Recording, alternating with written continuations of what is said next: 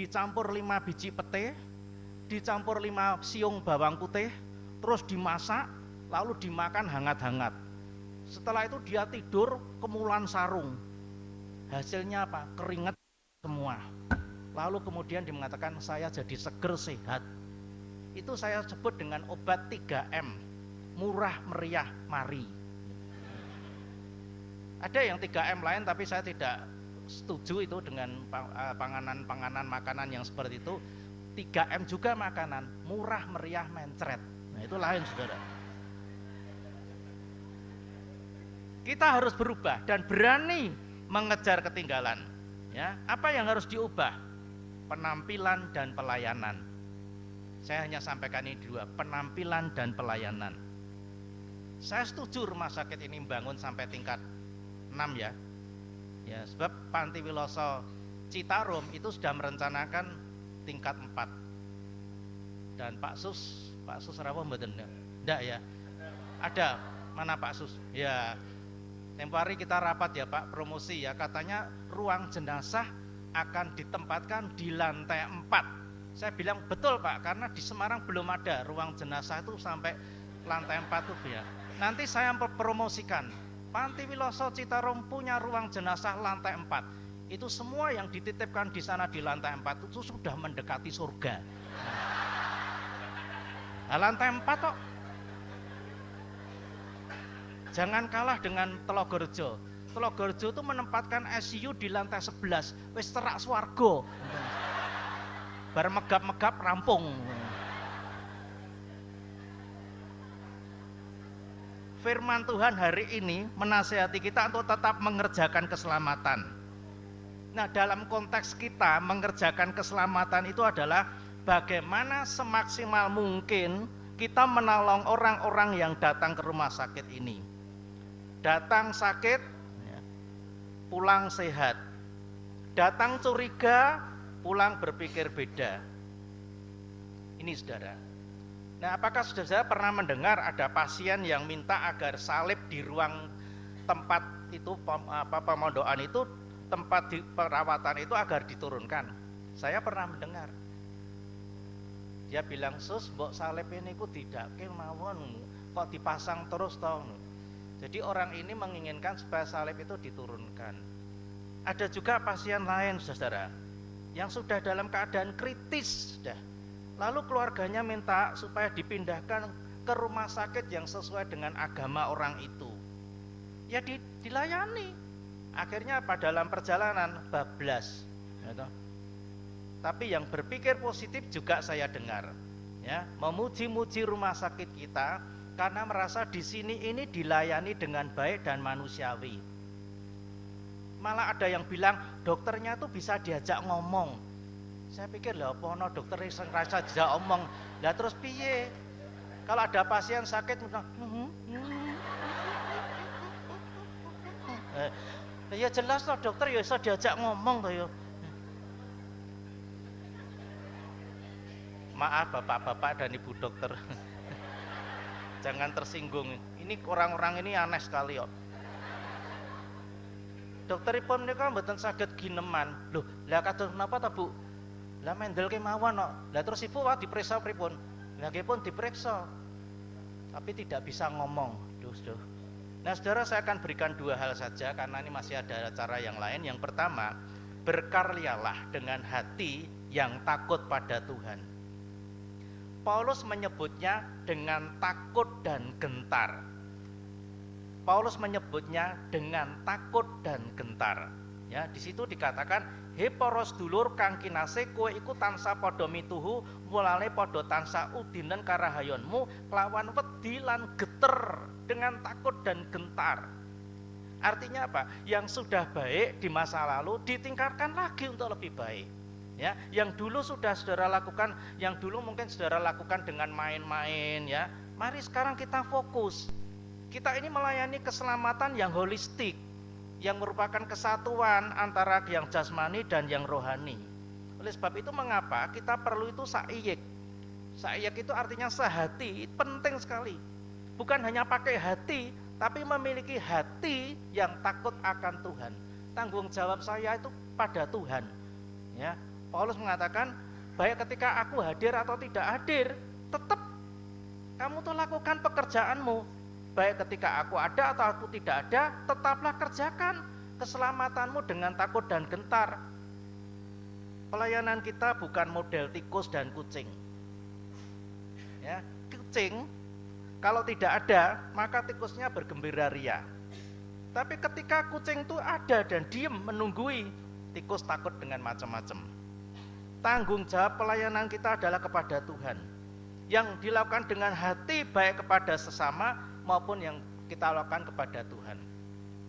Masih ingat tidak zamannya Dr. Sri Kadarsih memimpin rumah sakit ini? Masih ingat toh? Nah, saudara-saudara yang mungkin pernah jaga malam bisa terkejut. Lu tiba-tiba Bu Sri rawuh. Betul ya Bu Sri ya? Betul ya Bu Sri ya? Sidak loh, malam hari, ya bingung. Nah saudara, inilah yang saya tidak katakan. Mari kita melayani jangan model kucing dan tikus. Ya, saya banyak melayani kasus-kasus rumah tangga. Ada yang ya suaminya digondol wewe, ada yang istrinya digandeng gendruwo, macam-macam. Ada yang bisa saya satukan lagi, tapi ada yang berlanjut dengan perceraian di pengadilan. Itu yang saya sedih. Nah semua itu bisa dilihat dari bagaimana awal mereka saling bercinta. Dari mata turun ke hati atau dari mata turun kemana-mana. Kalau percintaan mereka diawali dengan hati, maka cinta mereka sehidup semati. Kalau percintaan mereka setengah hati, maka kemungkinan berhenti setengah jalan bisa terjadi. Nah yang paling berat adalah kalau pernikahan mereka tanpa hati. Ini saudara, pernikahan tanpa hati itu salah satu pasangannya di kemudian hari akan menjadi pelengkap penderita, tersiksa seumur hidup. Dan itu nanti akan tutut-tutuan, jane aku kira seneng karo kowe. Kowe iki cendek atau bagong ngono. Nah, itu saudara misalnya begitu. Tapi istri saya enggak pernah begitu. Gitu. Suami saya pendek enggak apa-apa, pendeta kok, pendek pinter cerita.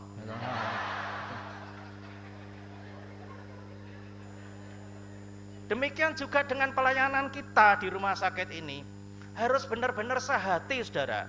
Jangan setengah hati, apalagi tanpa hati. Saya tunjukkan ya betapa dahsyatnya hati atau kasih itu saudara. Di sebuah rumah sakit di Amerika Serikat itu dilakukan eksperimen. Sekelompok bayi itu dibelai selama 10 menit 3 kali sehari. 10 menit loh dibelai. Lalu sekelompok bayi lagi tidak pernah dibelai sedikit pun. Hasilnya apa? Bayi-bayi yang dapat belayan 3 kali sehari itu berat badannya naik 2 kali lipat dibanding bayi-bayi yang tidak pernah dibelai. Loh, kalau kita bisa melayani dengan kasih, orang itu akan terbantu untuk sembuh, walaupun dengan obat, tapi juga dibantu dengan pendekatan kita, personal approach kita itu akan menyebabkan orang itu cepat pemulihannya. Jadi setiap pekerjaan akan menjadi efektif dan maksimal jika dikerjakan dengan penuh cinta atau dengan hati. Oleh sebab itu miliki hati untuk melayani dan berkarya dengan hati yang takut akan Tuhan. Yang terakhir saudara, ketika karya kita hanya untuk kemuliaan Tuhan, maka Tuhan itu akan ikut campur tangan. Di ayat 13 tadi dikatakan, karena Allah lah yang mengerjakan di dalam kamu baik kemauan maupun pekerjaan menurut kerelaannya. Dikatakan awit ya Gusti Allah kang manut sak kaparenge nuwuhake ya kekarepan iya penggawe ana ing kowe. Jadi saudara, kita tahu bahwa ketika kita melayani dengan sungguh-sungguh dengan hati, maka Tuhan itu akan ikut campur tangan. Saudara dan saya sebagai orang percaya, kita semua adalah tampak depan. Kita ini tampak depan loh dari Tuhan Yesus yang hadir di tengah-tengah kita, di rumah sakit kita. Tampak depan itu harus menggambarkan apa yang ada di dalamnya. Orang jual mobil, dealer, dia akan membuat showroom. Orang jual fashion itu akan membuat showroom, membuat etalase sebagai tampak depan dari produk yang dijual. Saudara pernah lihat showroom mobil, lalu yang dipajang itu mobil-mobil bobrok, mobil-mobil tabrakan? Enggak, semua mobil-mobil bagus. Saudara pernah lihat etalase tempat orang menjual fashion itu? Isinya cuma manekin telanjang bulat gitu. Itu malah jadi bingung, saudara. Nah, saudara-saudara, berkarya itu tidak bisa disembunyikan. Harus benar-benar nyata, dan yang lebih penting lagi, untuk siapa kita lakukan semuanya ini, untuk siapa? Kita semua pada waktunya akan berhenti. Jabatan-jabatan yang kita emban ini ada waktunya, ada batasnya. Ada ungkapan berbunyi, tiap zaman ada orangnya, dan tiap orang ada zamannya. Saya mengikuti perkembangan rumah sakit ini ketika masih diberi nama Rumah Sakit Pantiwiloso II di Semarang, dan sekarang menjadi Rumah Sakit Pantiwiloso Dr. Cipto. Saya mengikuti dari zaman almarhum Bapak Dr. Haryanto. Menyedihkan sekali. Kalau masuk sini aduh kumbang-kumbang, kalau hujannya pas deras banjir, saudara. Nah, kemudian kita beralih ke zamannya Dr. Sri Kadasih. Terjadi perubahan, kita punya lantai 4, ya. Disusul zaman Pak Yusef, ada pembenahan di mana-mana, ya. Dan sekarang zamannya Pak Dr. Daniel, kita akan membangun lantai 6. Dan nanti sesudah ini ada zamannya siapa lagi? Bangun lantai 10, dan seterusnya dan seterusnya. Di sini kita melihat, saudara, bahwa campur tangan Tuhan itu sungguh nyata. Di setiap zaman, dan para direktur yang dipilih dan dipakai Tuhan ditempatkan di sini, Tuhan berkarya. Amin. Nah, sebentar lagi nanti kita akan melakukan peletakan batu pertama di belakang sana. Ini semua kita itu tampak depan, artinya yang bisa dilihat mata tuh. Inilah karya kita yang dimulai dengan hati, dengan niat yang terus untuk memuliakan nama Tuhan, saudara. Dalam berkarya ini Allah mengerjakan di dalam kamu baik kemauan saeko proyo maupun pekerjaan makarya menurut kerelaannya atau kehendaknya. Nah, kita hidup di dalam dunia yang berkembang dan ketat dalam persaingan. Tapi kita harus sadar bahwa di rumah sakit Kristen kita tidak berkarya sendiri. Ada Tuhan di balik semua yang kita kerjakan. Kita hanya tampak depannya, ya. Termasuk infrastruktur yang akan kita bangun itu adalah tampak depan dari rumah sakit milik Tuhan sendiri. Mari kita terus berkarya dengan hati untuk kemuliaan Tuhan di tengah-tengah persaingan yang ketat dan yang kadang-kadang kotor, supaya kita tetap tidak beraib dan bernoda. Sebagai anak-anak Allah, kita diharapkan menjadi seperti bintang-bintang di dunia, supaya kowe ora podo kaciren lan ora podo cacat, podo dadi putraning Gusti Allah kang tanpa cacat. Ing sak tengahing wong-wong iku kowe sumunar kaya lintang-lintang ing jagat. Selamat ulang tahun Rumah Sakit Pantiwiloso Dr. Cipto yang ke-67. Gusti amberkahi. Amin. Mari kita berdoa. Tuhan, terima kasih. Perjalanan sampai ke 67 tahun adalah tidak mudah. Karena seperti di dalam dunia pewayangan, kami akan masuk di dalam satu perjalanan yang cukup berat. Tetapi di tengah-tengah itu semua, Tuhan, kami diberi karunia untuk bisa melihat semuanya ini bukan dengan ketegangan, tetapi dengan santai, dengan niat yang sungguh-sungguh untuk tetap mengabdi kepada Tuhan dan memohon kepada Tuhan. Terima kasih Tuhan Yesus. Peletakan batu pertama yang sebentar akan kami lakukan juga Tuhan berkati. Kami percaya Tuhan, kedua rumah sakit Pantiwiloso di kota Semarang ini terus dipimpin Tuhan, terus dipimpin Tuhan, sehingga setiap kali Tuhan menempatkan orang-orang di rumah sakit ini, para direktur yang silih berganti, Tuhan memberikan kepada mereka hikmat, pewahyuan untuk membangun dan terus membangun. Tapi biarlah kami tetap menyadari kami semua hanya tampak depan dari sebuah rumah sakit lembaga milik Tuhan sendiri. Oleh sebab itu kami serahkan semuanya ini dalam tangan Tuhan. Juga kami semua yang dipakai Tuhan di sini, biarlah kami menyadari kami hanya tampak depan yang harus sama dengan apa yang ada di dalamnya, yaitu hati yang melayani, hati yang penuh cinta kepada orang-orang yang datang ke rumah sakit ini. Terima kasih, kami syukuri perjalanan yang panjang ini di dalam nama Tuhan Yesus Kristus. Amin.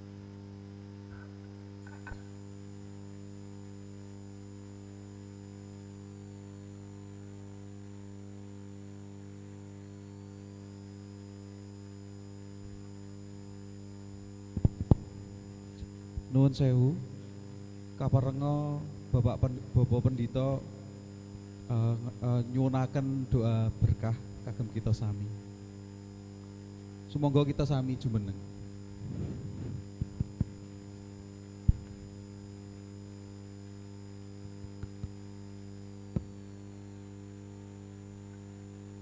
Mari saudara kita mengakhiri acara di sini dan kita lanjutkan nanti di tempat yang lain, dan kita mohon berkat Tuhan. Saudara-saudara, terimalah berkat Tuhan. Tuhan memberkati saudara dan melindungi saudara. Tuhan menyinari saudara dengan wajah-Nya dan memberi saudara kasih karunia.